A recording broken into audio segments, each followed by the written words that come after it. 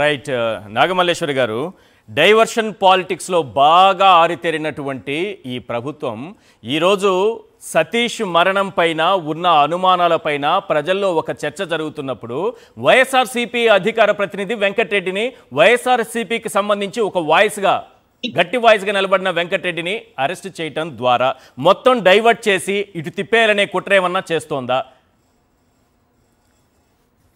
Sir, మీకు ప్యానెల్లో ఉన్నటువంటి పెద్దలందరికీ నమస్కారం సార్. ఇవాళ కూటమి ప్రభుత్వం వచ్చి 18 నెలల కాలం అవుతున్నా కూడా ఈ డైవర్ట్ చేసే పాలిటిక్స్ అనేది వాళ్ళకి వెన్నతో పెట్టినటువంటి విద్య. అందులో మనకు ప్రావీణ్యం లేదు కానీ వీళ్ళకైతే మాత్రం వెన్నతో పెట్టినటువంటి విద్య సార్. అసలు ఈ సతీష్ హత్య కేసుకి అసలు వెంకటరెడ్డి గారిని అరెస్ట్ చేయడానికి ఏమైనా సంబంధం ఉందా సార్? అసలు నేను పొద్దున్న నుంచి ఆశ్చర్యపోతున్న విషయం ఏంటంటే, అధికార ప్రతినిధుల్ని, ఒక పార్టీ అధికార ప్రతినిధుల్ని అరెస్ట్ చేసినటువంటి చరిత్ర ఎక్కడన్నా ఉందా సార్? అంటే మేము డిబేట్స్ లో మాట్లాడకూడదా? మా స్వేచ్ఛాభావాన్ని మేము వ్యక్తపరిచేటువంటి హక్కు మాకు లేదా?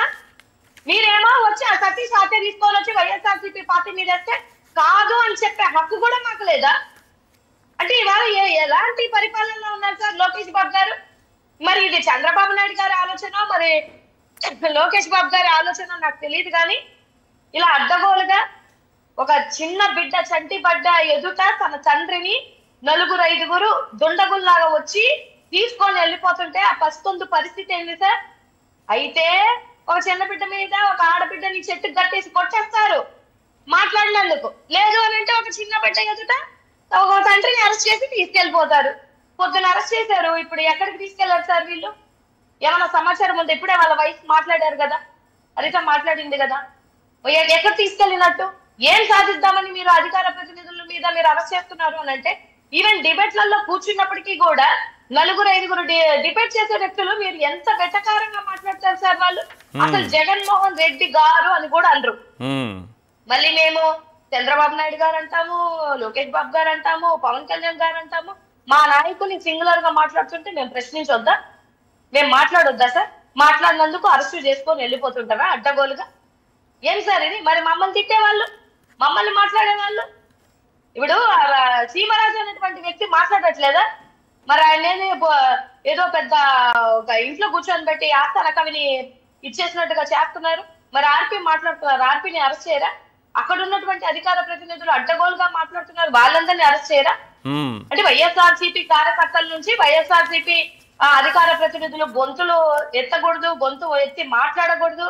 మీరు కూడా పోస్టులు పెడుతుంటారు, మీరు కూడా కొన్ని వీడియోస్ పెడుతుంటారు, కాస్త జాగ్రత్తగా ఉండాలేమో అని అనిపిస్తుంది నాకు సార్. పొద్దున్న నుంచి నాకు టార్చర్. నేను వెంకటరెడ్డి గారి కోసం ఇది ఖండిస్తున్నాను. నేను ఒక అధికార ప్రతినిధిగా పెట్టినప్పటి నుంచి నెక్స్ట్ నువ్వే, లేకపోతే నెక్స్ట్ నాగార్జున, లేకపోతే నెక్స్ట్ శేఖర్ రెడ్డి. ఏంది సార్ ఇది? ఏంది మేము అధికార ప్రతినిధమా లేకపోతే ఇంకేమన్నా అనుకుంటున్నారా? ఎంతమందిని అరెస్ట్ చేసుకొని పోతారు అడ్డగోలుగా మీరు? ఇదే పరిపాలన సార్, నాకు అర్థం అవ్వట్లేదు. అదే జర్నలిజం లో ఉన్నటువంటి జర్నలిస్ట్ ని అరెస్ట్ చేస్తారు, మీడియాలో కూర్చున్నటువంటి యాంకర్లను అరెస్ట్ చేస్తారు, మాట్లాడుతున్నటువంటి అధికార ప్రతినిధులను అరెస్ట్ చేస్తారు, చిన్న కార్యకర్తల్ని అరెస్ట్ చేస్తారు. ఇప్పటికి 700 మందిని అరెస్ట్ చేశారంటే సంవత్సరం పాటు మీ పరిపాలనలో రోజుకొకరు 2 అరెస్ట్ చేసుకుంటే కాదు మేడం. ఇదే ఇన్సిడెంట్ జరిగిన తర్వాత, సతీష్ మరణం తర్వాత ఎల్లో మీడియా డిబేట్లలో కూటమి నేతలు, బీజేపీ నాయకులు, టీడీపీ నాయకులు కూర్చొని వైఎస్ఆర్సీపీ నేతలే ఇది చేయించారన్నట్టు మాట్లాడారే. మరి వారిని అరెస్ట్ చేయరా? వారికి వర్తించవా ఈ చట్టాలు? డైరెక్ట్ లైవ్ లో వాళ్ళ ఇష్టం. ఇప్పటికీ తమ్నైల్స్ ఉన్నాయి అలానే. ఈశ్వర్ గారు మీరు అలా ఎలా అడుగుతారు? అయ్యా వర్తించవు వాళ్ళకి.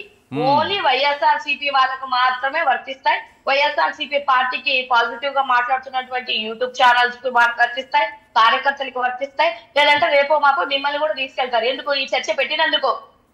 ఈ చర్చ మీరు పెట్టి ఈ క్వశ్చన్లు మమ్మల్ని అడిగి జనానికి నిజాలు తెలియజేస్తున్నారు కాబట్టి మిమ్మల్ని కూడా పట్టుకెళ్తారు.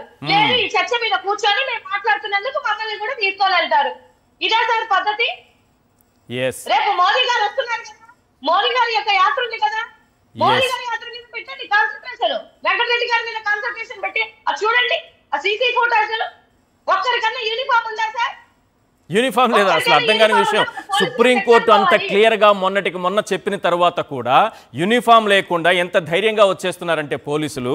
మరి ఏంటో వాళ్ళకు ఉన్నటువంటి ధైర్యం ఏంటో, సుప్రీంకోర్టును కూడా లెక్క చేయని విధానం ఏంటో అర్థం కావట్లేదు.